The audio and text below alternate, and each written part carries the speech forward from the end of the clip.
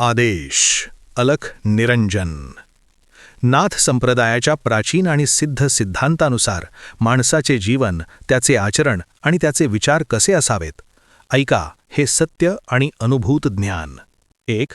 देह हेच देवालय. नाथ सिद्धांच्या मते हा मानवी देह केवळ मातीचा गोळा नाही. गोरक्षनाथांनी सांगितले आहे, ब्रह्मांड ते पिंडी, म्हणजे जे संपूर्ण विश्वात आहे ते सर्व या शरीरात सामावलेले आहे. त्यामुळे माणसाने आपल्या शरीराला एका पवित्र मंदिराप्रमाणे जपावे. अतिउपभोग, आळस आणि अशुद्ध अन्नापासून दूर राहावे. जसा दिवा वातीशिवाय जळत नाही, तसाच योग आणि संयमाशिवाय देह तेजस्वी बनत नाही. म्हणून शरीराला व्यसनांनी नव्हे तर सात्विक आहार आणि योगाग्नीने शुद्ध ठेवावे. 2. मनाची अवस्था सहज आणि समरस. माणसाचे मन कसे असावे, तर ते सहज असावे. जसे पाण्यामध्ये कमळ राहते, पण पाण्याचा स्पर्श त्याला भिजवू शकत नाही, तसेच माणसाने संसारात राहावे, पण संसारातील सुखदुःख, मान अपमान आणि मोहमाया यांचा लेप मनाला लागू देऊ नये. येथे कोणीच तुमचे नाही आणि तुम्ही कोणाचेच नाही, केवळ तो अलख निरंजन शाश्वत आहे. म्हणूनच सुखात हुरळून जाऊ नये आणि दुःखात कोमेजून जाऊ नये. या स्थिर आणि शांत अवस्थेलाच नाथांनी अवधूत स्थिती म्हटले आहे. 3. वाणी आणि सत्य. नाथपंथ सांगतो, हबोला अबोला पण तो लामोला. माणसाने कमी बोलावे, पण जे बोलेल ते वज्रासारखे सत्य आणि अमृतासारखे गोड असावे. व्यर्थ बडबड आणि दुसऱ्याची निंदा, परनिंदा ही शक्तीचा नाश करते.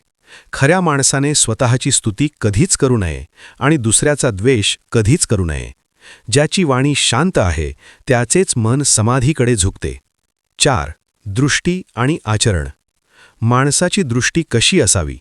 स्त्री असो वा पुरुष, राजा असो वा रंक, प्रत्येक जीवामध्ये त्या शिवशक्तीचा अंश पहावा. नाथ संप्रदायात जातीभेद आणि ऊच नीच भावनेला थारा नाही.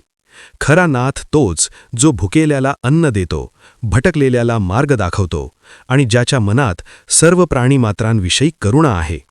दुसऱ्याला फसवून मिळवलेले धन आणि दुसऱ्याला दुखवून मिळवलेले सुख हे विषासारखे असते, त्याचा त्याग करावा. 5. गुरुभक्ती आणि समर्पण. आणि सर्वात महत्त्वाचे म्हणजे माणसाचा अहंकार हाच त्याचा सर्वात मोठा शत्रू आहे.